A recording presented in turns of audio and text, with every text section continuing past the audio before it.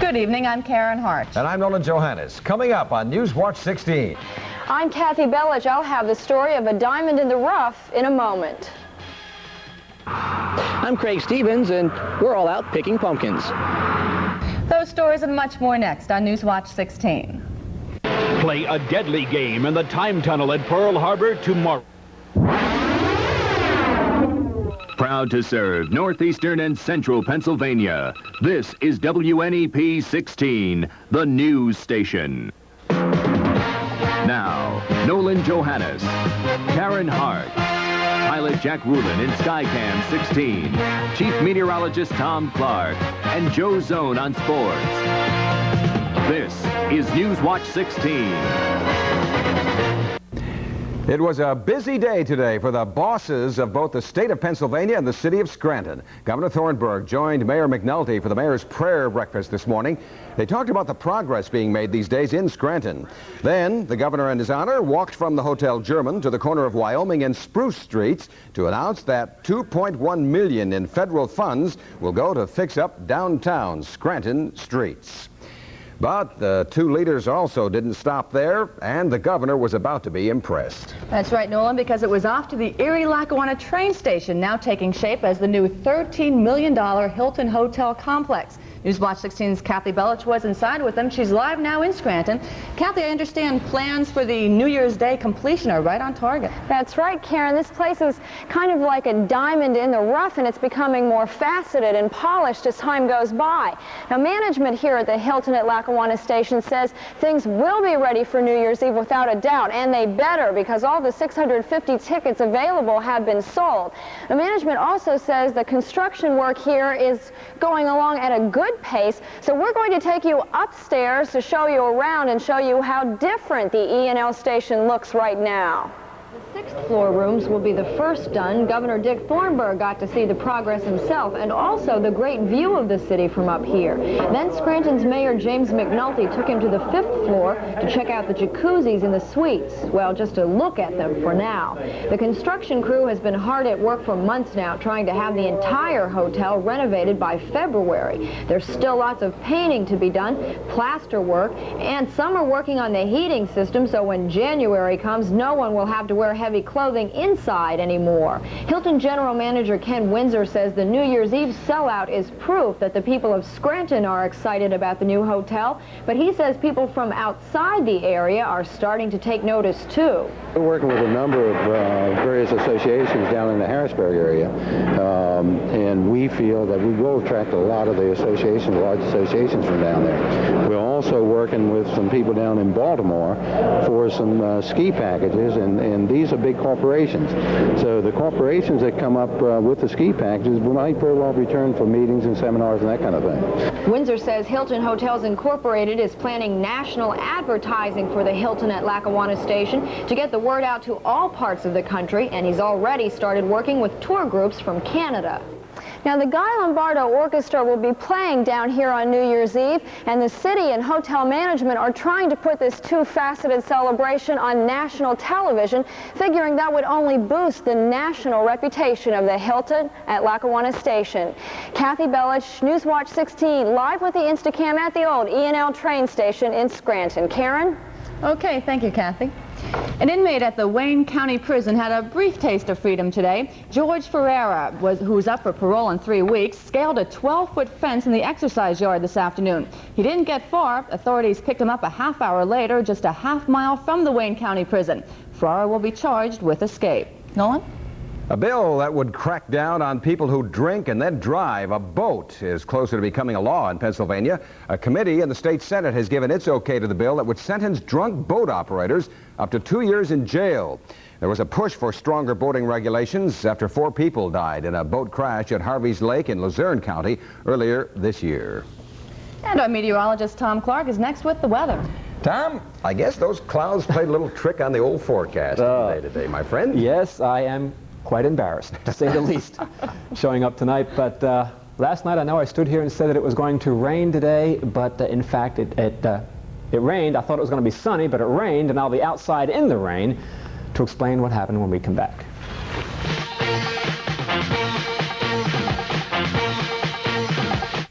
Enjoy, enjoy our flaming folding season. Well, let's see how he's going to backpedal into this one. I don't know. Tom, Serves him right, though, standing out there in the rain. Absolutely. What is it like, Tom? It's still raining, Nolan. But don't you worry, I'll explain what happened. We'll talk about it on the satellite picture. But first, I want to talk to you about a report that came out today from the federal government, which said that beginning in the next decade, a catastrophic warming of the Earth will begin to take place, which will disrupt food production and begin to melt the polar ice caps, which would raise ocean levels. Now, the report was issued by the Environmental Protection Agency and is based on climatic changes brought on by the so-called greenhouse effect. Now, carbon dioxide enters the atmosphere from the burning of fossil fuels. The carbon dioxide acts like the glass in a greenhouse, allowing the sun's rays to reach the Earth, but not allowing heat to escape. Now, the study said that by the middle of the next century, there would be a doubling of carbon dioxide in the atmosphere. Now, this would raise world temperatures a little more than 3.5 degrees by the year 2040, that is, according to the study. Now, this would cause a major change in world climate.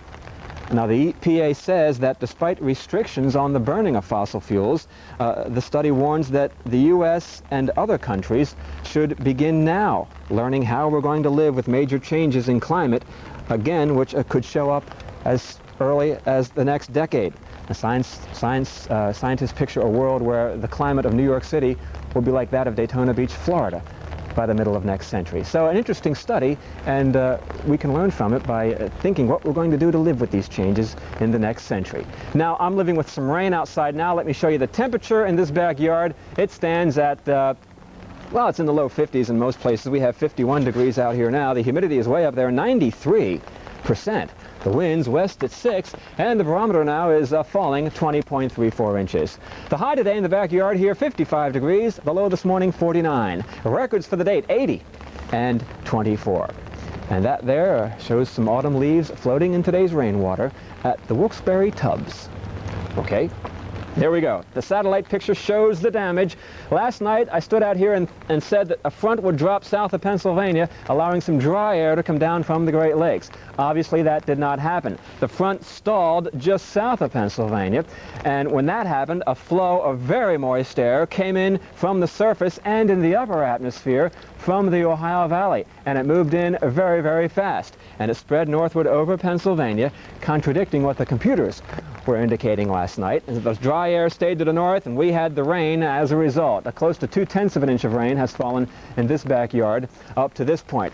However, now tonight I'm going to say that some of this dry air up here will come down into Pennsylvania, and that will bring out some sun here tomorrow. I promise. This will come in and give us some rain, I think, later on in the week, along about Thursday. Our forecast for tonight looks like this. It will be cloudy. The rain will continue off and on, and it'll be foggy and damp with temperatures in the upper 40s around the viewing area. Now, tomorrow, a cloudy start, then some sunshine will come out in the afternoon. 56 in Wysox, 57 in Oliphant, 59 Nescopeck, and Minersville, 57 out there in Jersey Shore for the high tomorrow. A brighter day is coming. Cool temperatures, some sunshine, and very high barometric pressures give us a computerized health watch index of high on the reflexes, concentration high, and mood on the high side as well. Many of you have written in requesting information on the health watch. It'll be getting in the mail later on this week. Very soon you'll be getting it. For those of you who would like some information on how we come up with our health watch, there's the address. Write me here at Health Watch at WNEP-TV, Avoca, PA 18641, and please include a self-addressed stamped envelope if you would. We would appreciate it. So, the rain continues tonight, some fog, 45 degrees. The sun will come out tomorrow afternoon, 57. Rain moving back in on Thursday, 52. Cloudy Friday, 52 degrees. The weekend at this point does not look too bad at all. But I'm still very embarrassed at what happened today. But that's what it's like, forecasting the weather. Karen and Nolan? That's right. Some sympathy. And we're going to hold you to that promise about some sun tomorrow, too. Okay, good. Next, Joe Zone. Next with Newswatch 16 Sports. Tonight, Joe has the story of a team with a championship in the bag. Serving all of northeastern and central Pennsylvania, this is WNEP-TV. Well, this time of year, football is on the minds of everybody, but a different sport is topping Joe's sportscast today. For a change, you know, on a day when a lot of football teams practiced indoors, the cross-country kids were outside, and some of them ran their way to a Lackawanna League championship. The boys from Scranton Prep won their 12th straight meet this afternoon. They beat Dunmore 17-46. The Cavaliers, with a perfect 12-0 record, can do no worse now than a tie for the league title. They can win it outright with a win on Thursday. Jim Zarodnik right there led from start to finish. The Prep kids getting 8 of the first 9 places. For those of you who question the accuracy of the Super 16 rankings, there is the Eastern Conference computer, without thought, without feeling, without prejudice. Here's what it looks like this week. Northern A, Dunmore, Valley View tied with identical percentages. Remember now how the computer works. It takes into account the record of the teams that you've beaten. Northern B, Honesdale, all but mathematically has that one locked up. Northern C, Bishop O'Hara, followed by Susquehanna. Central A, Coughlin and Valley West, very close. Central B, Hanover area has all but mathematically wrap that one up. In the South, Berwick needs a win over Shikellamy this Friday night to clinch. In the B, Blue Mountain over Bloomsburg. C1, it's Millersville. And in C2, let's make that Minersville. C2, it's Millersburg. Okay, something ugly happened here the other night. A high school football coach let his own personal feelings take precedent over his good judgment. And as a result, a high school football team was intentionally embarrassed. Coughlin, a Wyoming Valley powerhouse, was leading Bishop Hoban 48-0 late in the game. Head coach J.P. Meck, who earlier this year was accused of recruiting a Bishop Hoban player by Hoban officials, wanted still more points. He reached into his bag of dirty tricks and pulled out Dave Blodzeweski, the kid Meck had been accused of recruiting, and a kid who, in fact, was suspended for 4 games for transferring to Coughlin for athletic purposes. Blodzeweski now, a tackle, was put into the game as a fullback for one play, one purpose, I believe, to score a vengeful touchdown. Now, I've had nothing but admiration and respect for Coach Meck, but something like this is bad for high school sports. Coach Meck is a leader, and leaders don't embarrass kids. I talked to JP this afternoon. He told me anyone who thought he was going to be nice to Bishop Hoban is naive. But are we too naive to think that he might have employed a different method to carry out his revenge than at the expense of a high school football team?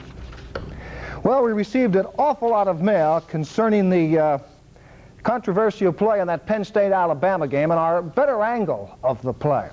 Dear Sportscaster Zone, the play as shown by your better angle confirms that Alabama was robbed. Joe Paterno proclaimed that the officials were correct. This is ludicrous, considering that the Alabama player, even though bobbling the ball momentarily, clearly tucked it in with both feet in bounds in the end zone. All that is required is for the ball to be in such possession over the plane of the goal. Don't take your public for a bunch of saps and think that just because you and Paterno proclaim it a truth, it is so. Signed, a fan, a fair player. First of all, our replay shows that if anything at all, it's unclear when he had possession. Secondly, the rule has nothing at all to do with feet. But as quoted to me by head of the Independent Officials Association, Bob Hyland, it's first contact with the ground after possession is established. That means if first contact is a hip or a shoulder landing outside the goal and then the feet land in bounds, no catch. And that's the rule. Let's take a look at the fish forecast for tomorrow, see what the best times are in case the sun is out by some chance. I'll ask Clarky what he thinks. 12:30 tomorrow is the best time for the fish and game forecast. That's all of it. Give tonight your best shot. I'll see you at 11 o'clock on the 16 sports screen. Okay. Anything special tonight we should look forward to? I would say that probably everything we do in sports is special. Oh, of course. Okay, we'll look forward to it, Joe. Thank you, sir. Okay. Well, the leaves are falling and Halloween is just around the corner. And next in sight, Newswatch 16 takes you for a hayride and a hunt for the great jack-o'-lantern.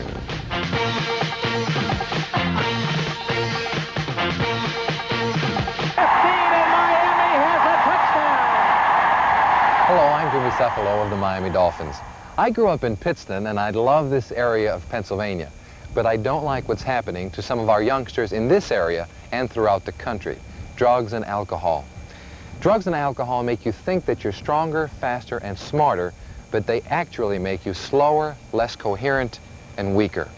Stay away from them. Do yourself a favor. They're only trouble.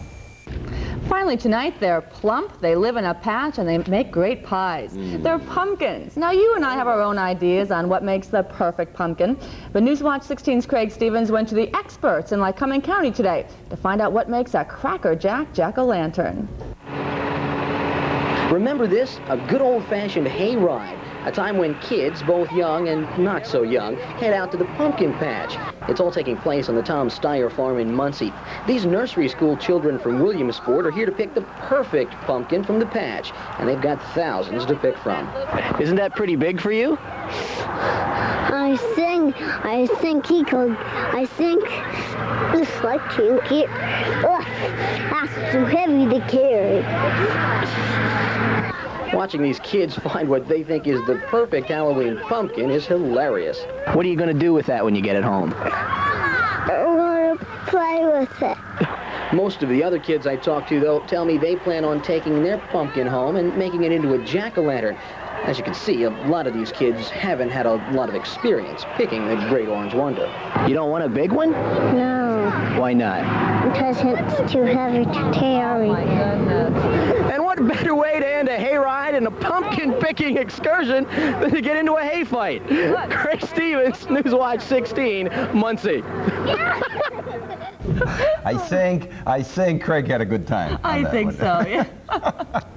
And that's Newswatch 16 for this Tuesday. Be sure to join us tonight at 11 on The Update when Nightbeat reporter Bob Costantini will tell us what they're saying now about gambling in the Poconos. Plus, why the kids are going to court. World News tonight is next from ABC. Enjoy your evening.